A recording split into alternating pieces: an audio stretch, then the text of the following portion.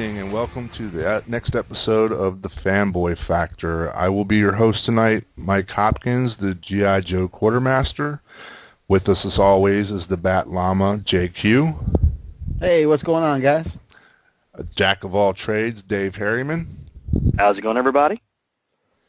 And today, Brian is not with us. He had a death in the family, and our hearts and thoughts go out to him, and we wish him the best, and he should be back probably next week. Today's exciting episode is going to include a special guest, and our special guest is Jim Zub of Skull Kickers. Yes, I'm sorry. Sweet. No problem. Hey, how's it going? Skull Kickers. He's also worked on many other things, as well as he's, of course, Udon Entertainment program coordinator, animation programs. He's done Makeshift Miracle and Pathfinder. Now, what we're going to do is we're going to turn it over to Jason and have him take over from this point on. And go ahead, Jason.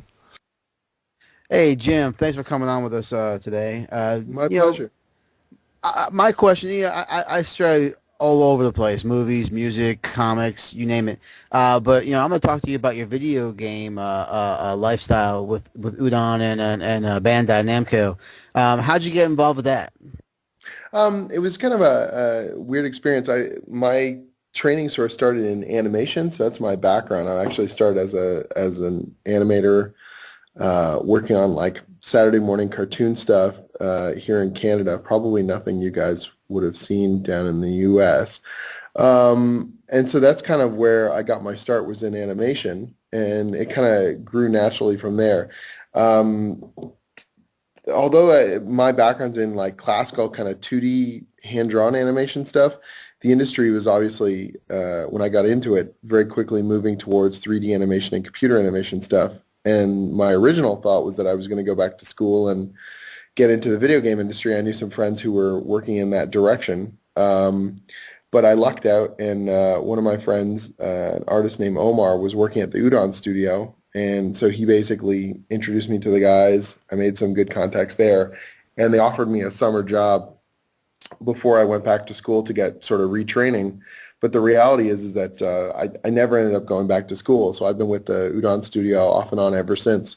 So probably the best summer job I've ever had, because it ended up working out really well. I've been working with the studio on all sorts of projects, starting off just doing sort of freelance artwork, and then eventually moving into more of a kind of an art directing or managerial position where I'm helping organize projects, helping work with clients, and the studio does all sorts of stuff. In addition to publishing comics and art books, most people will probably know the studio for their Street Fighter stuff or the work that they used to do for Marvel. The studio, Udon, does all sorts of artwork for toys and video games and movies and advertising. So without having to go anywhere else, I've ended up working for all kinds of different clients. It's been a really really great experience being at the studio and having all these opportunities to work on all kinds of different projects. Cool. Now, when you say all the artwork, is this like the cut scenes we see on some of these games and the covers, or am I being too narrow? Is it more broad than that? It's pretty broad. So sometimes it's concept art and design, sometimes it's advertising artwork, sometimes it's in-game artwork. It's really a little bit of everything. The studio's pretty robust. We've got quite a few people working, there in different capacities. So it just depends on project to project. There's no kind of like one thing that they do. So in some cases we're just doing illustration, in other cases we're doing design. It just varies depending on the project. Probably best known, like I said, for the stuff we've done for Capcom, which has been very, very cool. I mean, I grew up as a Street Fighter, fan and big arcade game player. So being able to work on some of those games and actually contribute to stuff like Street Fighter 2 HD Remix or Tatsunoko versus Capcom has been kind of surreal. It's been very cool, though. I think we all can agree with that. I mean, we all grew up in that Street Fighter era like that. The Darkstalkers tribute that you did, you were the editor there. Yeah. Can you talk about that? Because I actually enjoyed that very much. Sure. Well, both the Street Fighter and Darkstalkers Tribute kind of grew naturally. We'd been doing so much artwork for Capcom over the years, and so what happened was we were talking about different possible projects, and one of the art books we put together was just kind of an amalgamation of all the different art we'd been doing for Capcom, and we had this little section called the Tribute section. So our artists who were working at the studio basically coming up with their own visions of different characters or different things from the games, and people love that so much. People were kind of freaking out, so we said, I think we could do a whole book of just these kind of cool tributes to these games that we love. So we did one for Street Fighter, we did one for Darkstalkers. Both of them sold really, really well, and Capcom was super happy with them. It was a really cool experience, being able to call up different artists and sort of say, okay, I want you to do your take on kind of these classic games or these classic characters, and just not worry about doing it in the Capcom style, do it in more, whatever the style that artist was known for. So we got like comic book artists like J. Scott Campbell or Adam Hughes had artwork in the books, and just it was just a very, very cool experience. It was nice to be able to work with so many different people on something that all of us kind of have a passion for. Awesome. And I know you're currently involved in the comic writing and creating of Skull Kickers and also Pathfinder. Yeah. You just wrapped up Makeshift Miracle in the video game aspect, right? Is there something else you're working on video game wise, or something you can't talk about yet? We're doing a lot of artwork for Bandai Namco. So they've got this initiative where they've been taking sort of old intellectual properties, stuff that hasn't been used in a long time, and they're kind of refurbishing them and redesigning them, trying to update them for a modern audience. And so we've been working with them for just over a year on this website portal called Shifty Look, which is actually a bunch of comic strips, but it's also moving into areas like design or toys or things like that, where you're taking these older properties and you're saying, okay, what sort of makes this thing tick, or what is the value of this particular property, or what kind of cool things can we do with it? And that's been a really neat experience, because you're looking at something where these are older properties that haven't been utilized in some cases 15, 20 years, and you're trying to take a fresh look at it and say, okay, how does that work now? What kind of a thing can we do with it that hasn't been done, or what worked in the original that we can take further? And that's been kind of neat. It's been a really interesting experiment where you're sort of looking at something and saying, okay, this thing, what value does it still have, or where, does it work? It's been kind of neat being able to look at some of this stuff. And in many cases, properties that probably they didn't do very well originally because they were far too Japanese. And in like the early 80s, that would have seemed very odd. But now with kind of manga and anime being so big, you can look at those exact same properties and go, actually, this has, value now. You can use this in North America in a way you couldn't have before. Well, Awesome. that led me to wonder, because I saw you're doing work on Bravo Man with Yeah. animation. Yeah, the Bravo. So Bravo Man is exactly one of those things. So it's one of these games that when it came out, it sort of had a, kind of tepid response when it was originally released.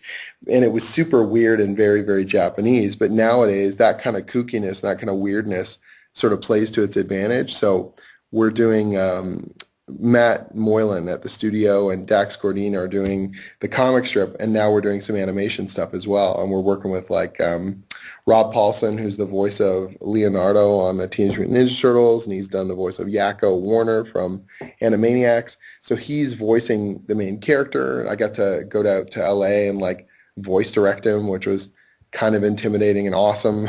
Awesome. Yeah, he was great to work with. He's just such a consummate professional, and just delivered amazing stuff. So it's been a really cool experience, sort of and unexpected as well. When we signed on board to do these designs, it wasn't something where I said, okay, and then we're going to do a bunch of animation. That's sort of grown naturally out of it.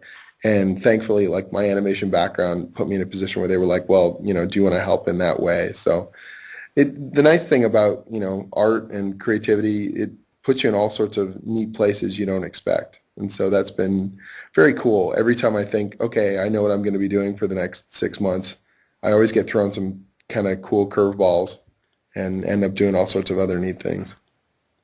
So with Bravo Man, is that something we're going to expect to be seeing as an actual cartoon sometime soon on a particular TV channel or something? I think they're doing web first, so you're going to see they've released a teaser animation online, and then they're going to be releasing they're like 6-minute episodes. They're going to be coming out in the next couple of months.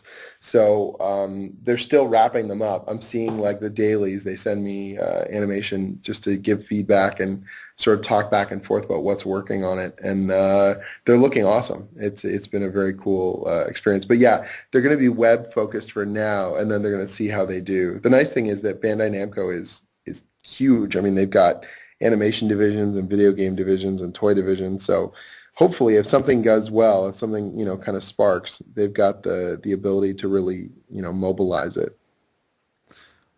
Let's stick to the current right now as well. For someone who's not familiar with Skull Kickers or Pathfinder, you want to talk about that real quick with us?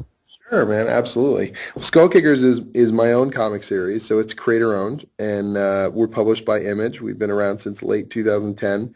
Our 19th issue, also AKA The Uncanny Skull Kickers, just came out, and it's basically like The Hangover meets The Hobbit. So it's sword and sorcery, comedy, over-the-top action. If you like stuff like Big Trouble in Little China or Army of Darkness, we're going for that kind of level of intellect and deep and meaningful sort of story.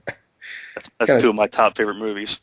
Yeah, so we want to make a really, really fun storyline, kind of playing off all the things I love about sword and sorcery that I grew up on, and really trying to make the most of that. And it's been really just an awesome experience. Image has been super supportive.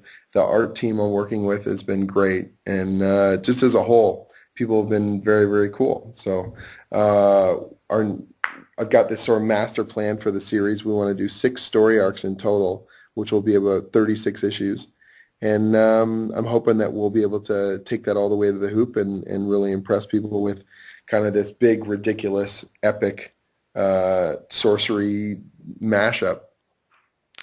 On the other hand, because of my kind of love of D&D and my sword and sorcery background and Skull Kickers as well, that ended up grabbing the attention of Paizo, the guys that publish the Pathfinder game. Pathfinder is a tabletop role-playing game in the spirit of Dungeons and Dragons that actually sells better than Dungeons and Dragons now. And so they approached me about the possibility of writing the official comic that Dynamite was putting out. And I threw my hat in the ring, sent them a pitch, and they really liked it. So I've been writing that now for, I guess, since early last summer. And it's going really well. And they've been really awesome to work with. They've just been very, very cool and super supportive of the stuff I'm throwing into the ring. I told them I wanted to do something that was really new reader friendly, that although, their fans were obviously going to pick it up, that I wanted to try and bring new people on board the Pathfinder world and just do kind of classic sword and sorcery stuff. So it's kind of nice because I get to do this ludicrous send-up of sword and sorcery with Skull Kickers, and then I get to tell some real classic kind of swashbuckling tale stuff with Pathfinder. So I've got my fantasy wang on right now. Nice. Now, I have a couple questions. We actually looked through your we actually looked through your bio before. We have guests on the show and stuff, and I was happy. Yes, we prepare. We're professional here. Yeah. Except for when you draw that blank in the beginning of the show, and you're just like, call it stage fright. We'll call it stage fright for now. On your page, you said, because I myself have been working on a comic and have been decided to send it out, and a lot of these websites say, do not hand your pitch to somebody at the convention because they have enough stuff to carry with them. Well, on your sheet, one of your dues is hand it to the person at the comic convention. Can you go more into detail about that? Sure. I mean, so in short, I've got a series of tutorials on my blog where I talk about kind of different aspects of the industry. So I talk about writing, I talk about pitching, I talk about working with clients and story development and all kinds of different elements of it. Now, all these things are just kind of my personal experience. There's no absolute rules, and that, everyone's kind of approach is different to writing comics. There is no one single format. Everyone's kind of networking, and pretty much anything you want to talk about, I think there's different approaches that work for different people. So when I talk about this stuff and I say, okay, this is what works for me, or this is what I think you should do, this is keep in mind that this is all based on what I've seen. So, one of the things I talk about is about pitching, or about getting your ideas out to, an audience, or to a publisher. And the reality is that, nowadays publishers have got so much material that they're trying to go through, and so many people want to pitch them concepts that you need to be able to stand out. So although I did say you should hand your stuff to a publisher, it's more than just a pitch. I think the best way to prove that you can do the work and get picked up by a publisher is to self-publish, or to create your own comics first. Because as much as you want to hand them a pitch, just handing them a pitch doesn't actually prove that you can complete something. So on my site, I did say, hand people your stuff. But what I really want the focus of that to, what I think that should be is, here is a comic I finished. Here is proof that I can complete a project at a professional level. Here's what I can do for you, kind of thing. So in that way, it's really the strongest. It sounds totally corny, but it's like, no one's going to pay you to do a job unless you prove you can do it first on your own. So that's true of comics. That's true of pretty much anything. I say to people, like, if I just walked into a restaurant and said, hey, I want to be your chef, they'd be like, well, can you cook? And if you said, well, I've always wanted to cook, and I find sometimes when it comes with creative stuff, people have this attitude where they come into it and they have that same kind of thing where they go, well, I'd love to create comics. And they go, well, do you have any comics to show? Well, no, but I have great ideas. And you're like, well, prove that you can make a comic, prove that you can tell stories, prove that you can finish your projects. And then if it's of decent quality and it strikes a chord with a publisher, then they're going to, feel good about potentially hiring you and paying you to do that job for them. Right. Well, that's definitely good information to know. For somebody like me, this is my first attempt at comics, but I've been writing for years. I mean, I've done music, poetry, you name it, I've pretty much written a lot of it. So it's just definitely was interesting news, because a lot of these sites say, oh, don't do that, don't do that. But again, in this industry, it's kind of who you know that Well, it's helps. both. I mean, part of the way you're going to meet people, there is an aspect of being in the right place at the right time, but it's also about creating enough sort of contact points where you're creating right places and right times. So it's like, if you're creating stuff and you're going to conventions, or you're interacting with people in a positive way, and you're doing good work, then it becomes that much easier. The industry's a lot tighter than it's pretty much ever been, thanks to the internet, where people are now able to access and interact with, professionals in a way that they haven't ever before. And so when you look at it that way and you realize, whether it's Twitter or whatever other kind of outlet, it's not like it used to be, where the only place you'd interact with professionals at all would be either at a convention or on the letters page of a comic.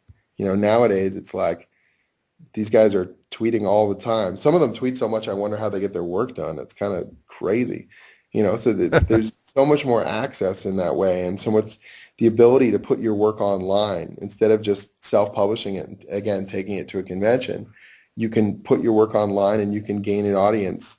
The road to sort of legitimacy in publishing is no longer just with a publisher, and I think that's a big watershed change in the industry. You're noticing that in terms of, music, you're noticing that in terms of video, you're noticing that in terms of publishing. Everything's moved online and moved digital, and sort of those pathways to legitimacy are no longer quite, so singular. Right. I'm surprised somebody hasn't come up with as many of those reality shows as we see, the next great singer, or I'm surprised somebody hasn't come up with one for comic books. Well, I think they've done some small stuff like that online. The reality is that, even when the best-selling print comic in North America is selling, what, like, 200,000 copies, it's still kind of a small industry in some ways. Like, it's not quite the juggernaut that it used to be. And so when you compare it to music or you compare it to movies, with the visibility involved with that, it's kind of a different frame of reference. Although it's funny when you see how many comics are being turned into movies. Like, obviously in terms of creativity and in terms of source material, there's a lot of interest there. Exactly. Well, and my question to you is who was your idol growing up? I mean, I went through so many nerdy phases. Um, it's like I grew up on superhero comics. I loved reading the Marvel books in particular, so I read a lot of Spider-Man, and kind of the books that I really loved were when I could combine my love of like Dungeons and Dragons and Sword of Sorcery stuff with superheroes. So guys like Doctor Strange or Thor, where they had that mythic or supernatural quality, were always like a big deal to me. I really loved those books. Um, but then as I kind of transitioned, my taste, changed as well. So I ended up moving into more books like Vertigo and Neil Gaiman's Sandman and stuff like that. Eventually, I would be trying out manga and just a little bit of everything. I've read so many different books and found kind of inspiration in so many different sources. I think it's amazing that there's so much variety to this industry, that there's so many different genres represented in so many different styles. And even now I find myself discovering books that I distinctly remember not liking when I was younger and thinking, oh, that's crap, I don't care about that. And then I reread it now as an adult and I go, well, that's actually pretty amazing, just stuff like that. So, one of the nicest things too is that we're at a point in the industry where there's so much great stuff coming out, like all the time. There are amazing, amazing books coming out. I'm reading books now like Lock and Key or Atomic Robo or Chew or stuff like that. And, it's a great time for creator-owned books, and it's a great time for creative ideas. Yeah, because you start, and a lot of it is you're starting to see recycled stories from, the big two, and a lot of the creator owned is more unique to the industry, and I think a lot of people are starting to pick that up because they're tired of the same stories over and over. Yeah, and you need the thing is though is that you kind of have to understand that the big two have got corporate concerns that they've got to deal with. The nice thing about the creator-owned books is that they can take risks. You can do stuff that a publisher, a large publisher, wouldn't necessarily approve, and you might strike upon an idea that they wouldn't have thought of or they wouldn't have taken the risk with. And so there's a lot of flexibility to creator-owned work and the risk factor of being able to say, okay, well, we'll just try this out, in a way that a larger publisher may not be able to justify right off the bat. As easy as it is to look at something like The Walking Dead now and go, oh man, I can't believe, everyone wouldn't want to have made that book. At the time, it was a black and white horror book about a zombie movie that never ends. It doesn't exactly, at its base, it obviously works incredibly well, but just the concept alone isn't necessarily a sure thing. Right. Yeah, and Jim, going back to your blog, the couple of the ones that I found interesting, and we've had this topic on our show many times, is the hard copy in your hand, going to the shop and getting it, or the instant now of going through a digital outlet. And I really enjoyed your blog about your quick link about digital sales and the Right. breakdown of the pie. I mean, it really was insightful. And I for one am one of those guys who like to hold the book in my hand and get that copy, and whether it be, if it's, I don't do it for the worth. People go, oh, it's a variant worth X amount of dollars. No, I like the art, I like the story, I like having it in my hand. Sure. But what is your stance though? I mean, do you think in the future we're going to have only digital comics, or are we always going to have that collector mentality of getting the actual book in hand? Well, I think, print is going to become more of an archival medium. So in the same way that, I don't think very many people who buy like the TV guide, physical TV guide anymore, or there's people who are reading their news online as opposed to picking up a newspaper. There are always going to be people who are going to read the newspaper physically, or there are going to be people who want that tactile experience. But for casual reading or for just trying out something, digital is going to become the norm. And I think that, I don't have a crystal ball. I can't tell you exactly when it's going to happen, but everything's pointing in that direction. So what you're going to see is you're going to see more and more series that are going to start. They're either going to serialize online or they're going to start online, and then the collections are going to be more and more important in terms of that format for your long-term collection. So you're going to own this thing if you want to keep a copy of it. If you really, really love the story and you want to own it forever, then you go out and you buy a really nice book version of it, rather than necessarily picking up every single book or experimenting with books physically. I'm not saying that no one's going to be doing it. I'm just saying it seems that more and more people are finding, the flexibility and the ability to sample material online is so instantaneous and it's so useful. Then, once you've tried something and you really like it, then you turn into a collector, then you start actually physically buying the thing. So I see that all the time with my book. So we're serializing some of Skull Kickers online. The early issues are literally free. People can buy them in the stores, but they can also read it online. And we're converting those people into regular readers, into print readers, slowly but surely. But they wouldn't have even tried it if they didn't first look at it online. Because Right. trying to, sell my comic side by side with Batman or X-Men or something you have, huge brands that are known all over the world, and you've got all that advertising and the movies and the toys and your nostalgia. It's incredibly hard for Skull Kickers to sort of stand out against that, for you to go, instead of buying Wolverine this month, I'm going to try this completely untested thing I've never heard of before, or I've heard a little bit about, but, I don't know what I'm going to get. And so in that way, that's where digital really gives me an advantage, because for nothing or next to nothing, you can sample my book and decide if you like it. Awesome. Good. I mean, I didn't think about that. Having the older issues, as a free download to pull them in. That's a genius idea. I Thanks, man. remember walking to school at about 2 miles in the snow, and we also bought hard copies of comics. That's Nowadays, you kids don't know nothing about that. right. Well, Jim, before we let you go, is there anything you want to promote? Well, if people do want to check out Skull Kickers online, they can just go to skullkickers.com. There's a link there on the right-hand side that says read Skull Kickers for free, and they can start with the first issue and dig in and see what they think of it.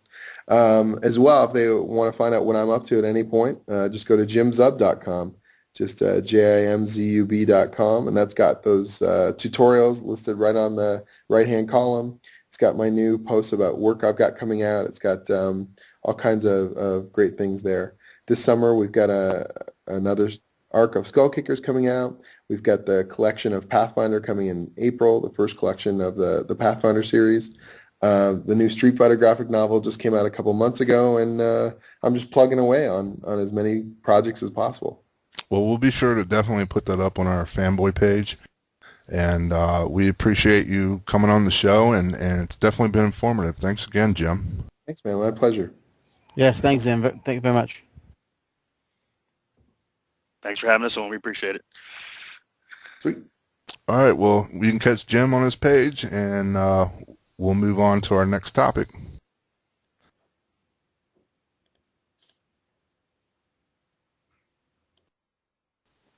So, that was pretty interesting little tutorial there from Jim.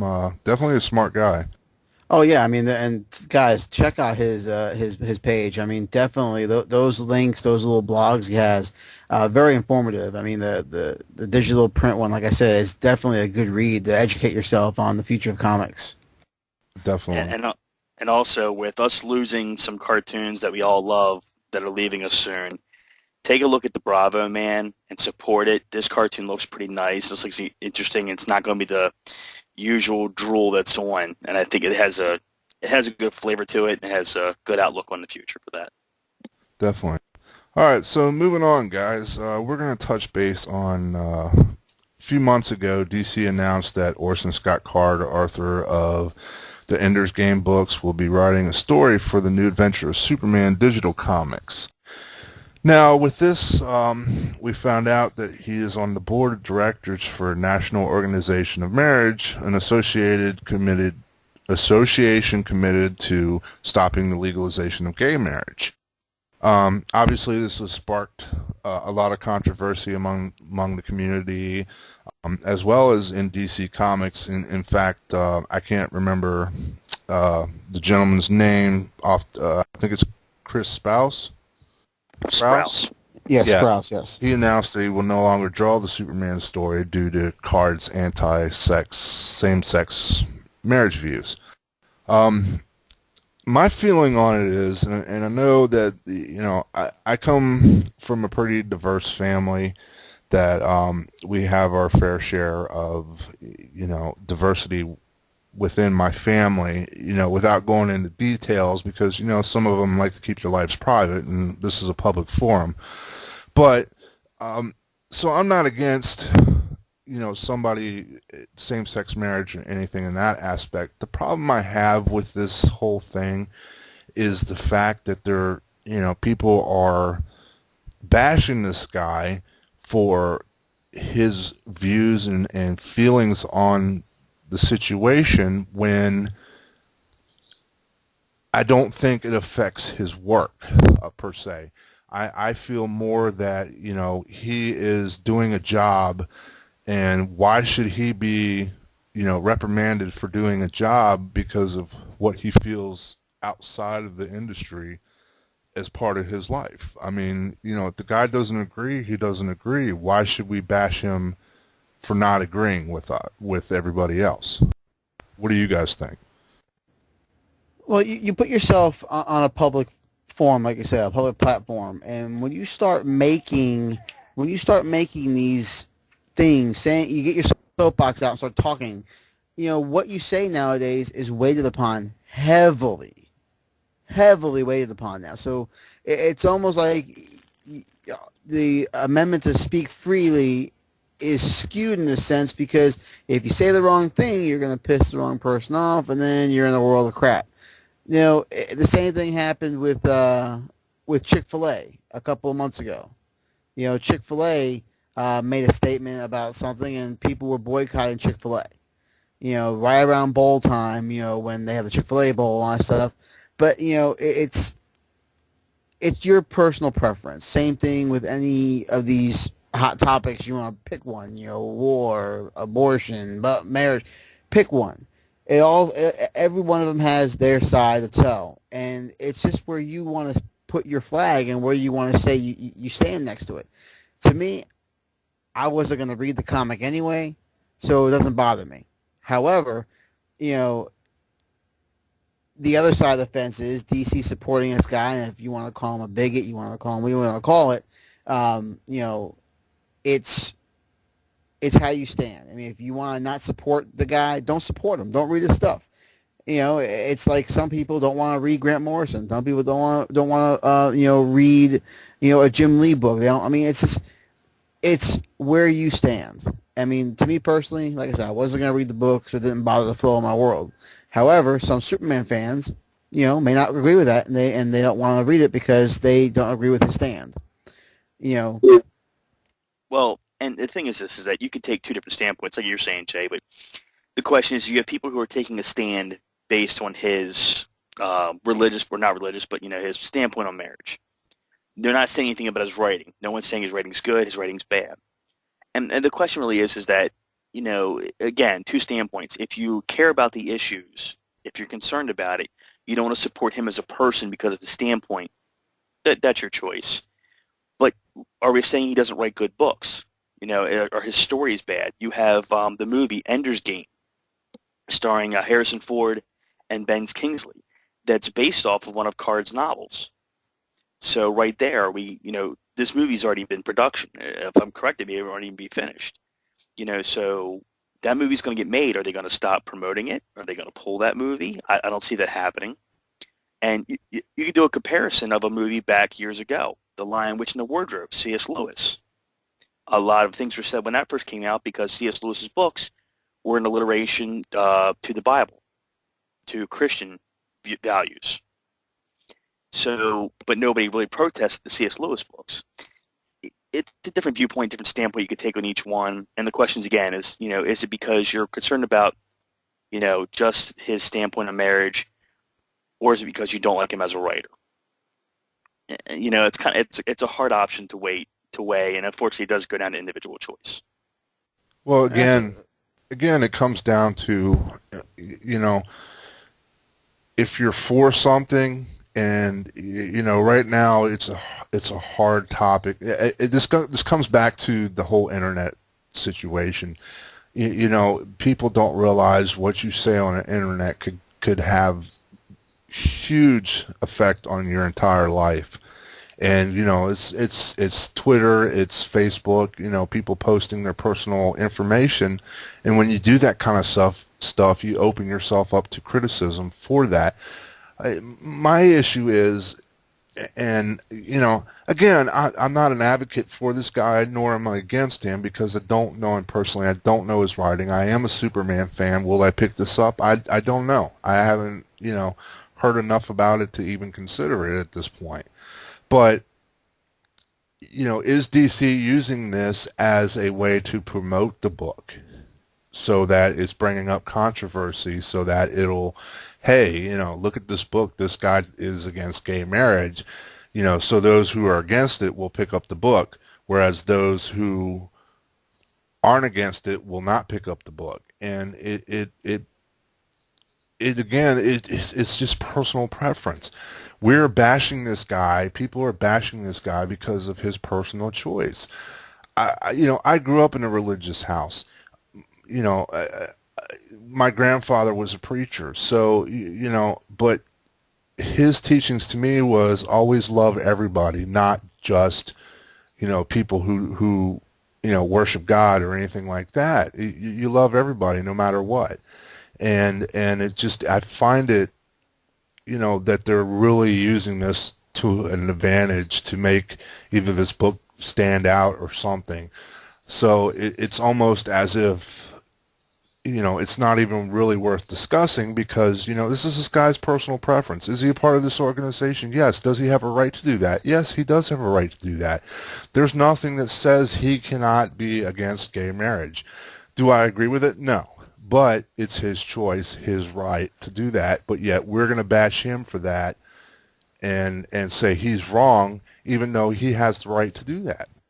well, two of the best points brought up in this conversation have been, number one, is it a ploy to sell the book? Maybe.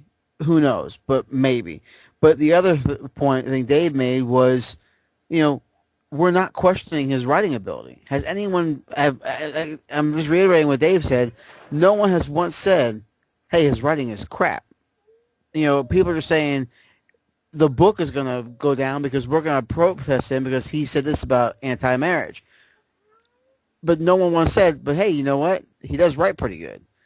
And that's the 2 points you got to take out of this is it a ploy? Maybe.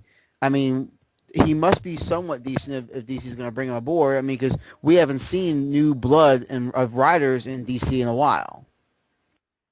And on top of that, another point with that, Jay, is, and this goes back to the C.S. Lewis comment. C.S. Lewis had it was a religious person's standpoint that he incorporated his views into his books and stories. Is Card bringing his views into the Superman book? I don't see that happening. I don't see Superman ever. Superman's not that kind of character. It's not his moral code. It's not his foundation that he would bring an anti-gay marriage opinion out of Superman into things. I just don't see it happen. If he does, then I guarantee he won't be around long. So I mean, if that were the case, and he did write it in saying, okay, well, this is what I'm against in a comic book, yes, at that point, I can see then that's where you draw the line. You're crossed on line where you didn't have to cross. Draw Superman. Draw your story. Write your story. Write your story about what you're going to tell. Who's he fighting? All right, stay away from the Stormwatch characters then if you don't want that involved with you. But, I mean, it's come on now. I mean, write Superman story. He flies around. He's gonna save the day. But you don't have to bring that view into that comic book, and that's a good point. Exactly. And again, it comes down to, like everybody said, it's the writing. Is he a good writer? Time will tell. But we're in such a society now that people are so forgiving that you make a smart comment like he did and say, yes, I'm anti-gay marriage. People tend to forget. Look at the whole. We talked about this a few months ago. Look at the whole Django Unchained thing. When's the last time you heard something about those?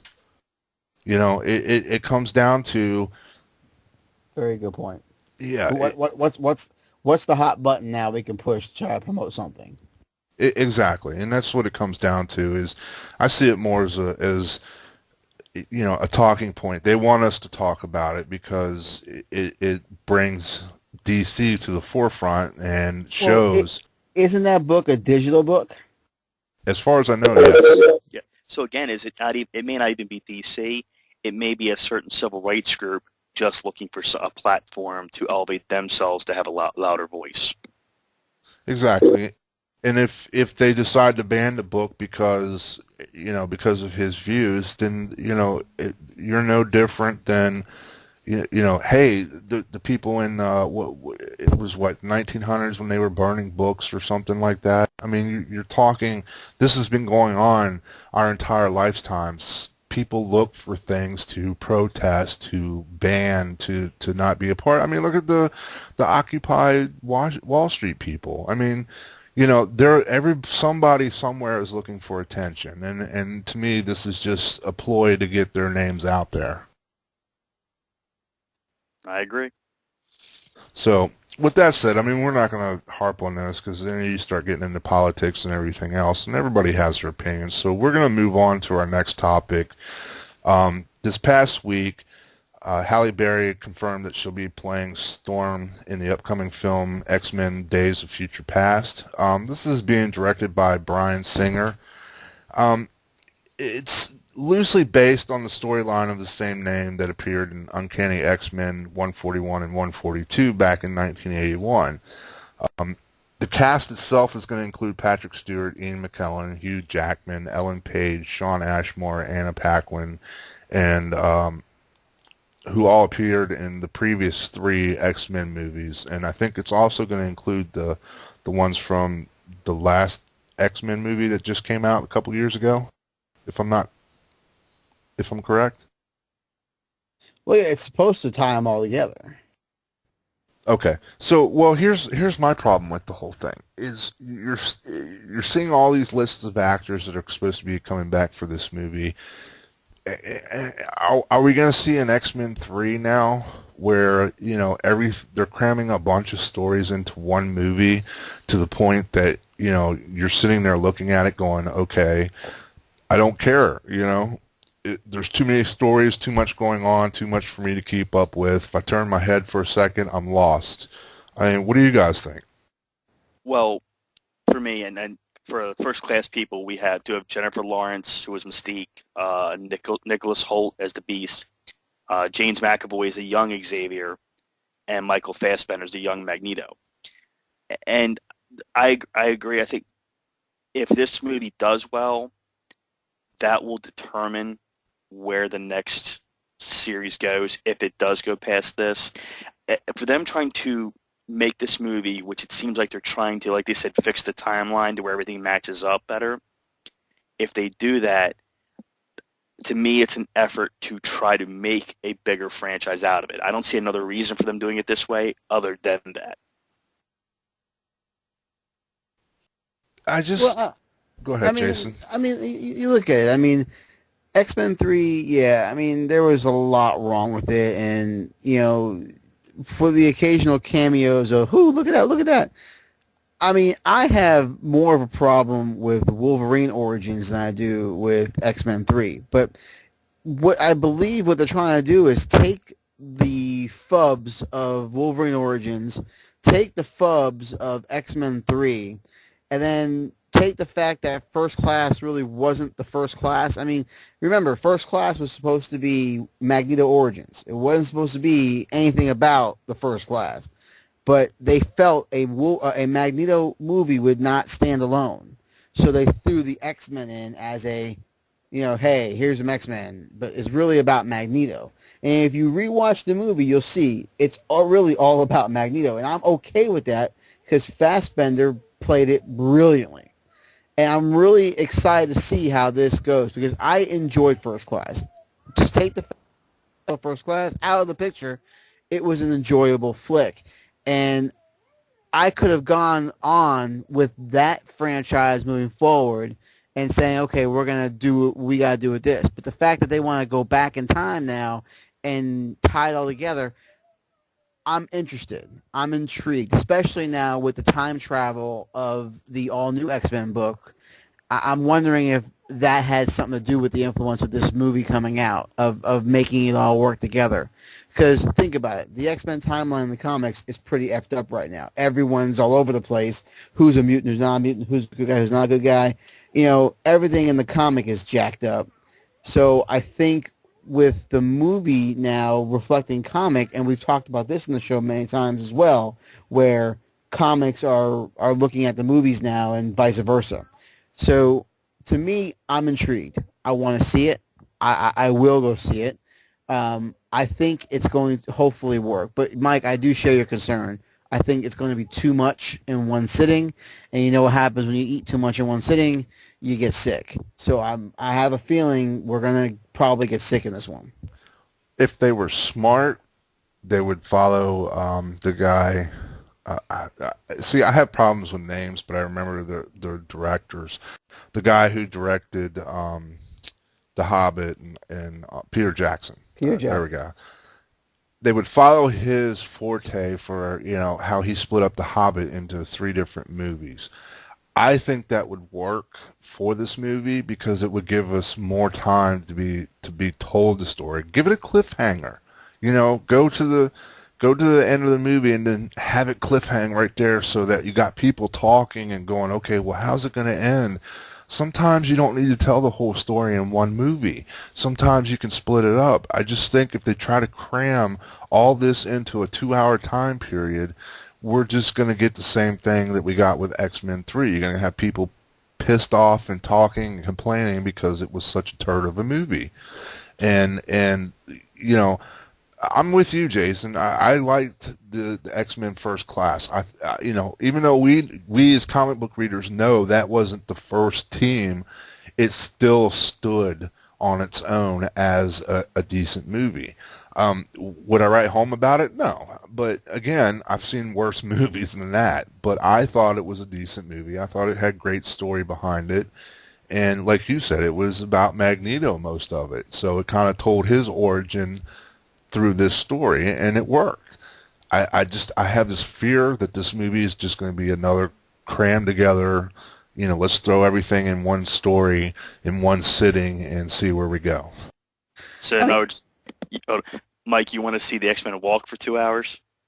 I'd rather watch them walk for 2 hours in 3 movies than to have them cram all this stuff together into one movie. I would like them more to fix the atrocity of the Wolverine origins ending as opposed to anything else. But I mean, you think about the Wolverine sequel is going to be based after X-Men 3. So Wolverine Origins was how many years before X1 per se? But I mean, then you go all the way to X3. I mean, you're looking at that's a big chronological jump to tell another story for a sequel. Well, so I thought it was right after. I thought Wolverine, the second one was right after Origins. It's not. They're now taking it forward. No, I heard it was after 3. I could be mistaken though, but I heard it was going to be after 3. Now, talking about Wolverine Origins, and this is a good comparison because now we have a character played, not necessarily younger and older, but by 2 different actors. Sabretooth. In the X-Men movies, it was played by Tyler Mane, known for Rob Zombie's Halloween. He was Michael Myers in that as well. And then in the Wolverine movies, it was Liev Schreiber. Now, personally, myself, I like the Liev Schreiber's version. I concur, 100%. Yeah, I agree too. I like Tyler Mane. He's a good actor. He's a big guy. He works great in those films like the Halloween movies. But the way they had him as Sabretooth, he was like a lumbering ox.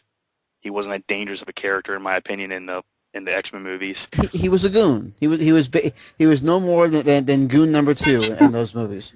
Very good. And I actually spoke with Tyler Mane this weekend. I met him at a convention, and as right now he has nothing scheduled to do anything with X-Men. But we haven't heard anything about Lee Schreiber either. And I don't know how they're going to do this because Sabretooth was in several movies now. So how come we haven't seen a mention of him either? Well, and the other thing is, if you guys noticed in X-Men First Class, they had Wolverine in that movie. So what part did he play in that movie? I mean, was that pre, him not knowing who he was? Or was that post after that? It had to have been after Origins, but they never really told you when Origins. I mean, that's why that whole franchise's timeline is so jacked up because X-Men Origins looked like it was in the swinging 60s, but you look at Wolverine Origins and it looked sort of contemporary. I mean, I wouldn't put it in the 60s, but I wouldn't put it in the 80s either. You know what I'm saying? I put it somewhere in like the Bill Bixby 70s era. You know what I'm saying? But it's hard to say how they're going to fix this timeline, and that is going to be the big. I'm looking more into that is how they're going to fix this timeline. Oh, it's a good concept, but I don't think it's going to work. With Wolverine, though, you got to remember Wolverine, and they showed this in Wolverine Origins. He was alive for World War II and Nam. Oh yeah.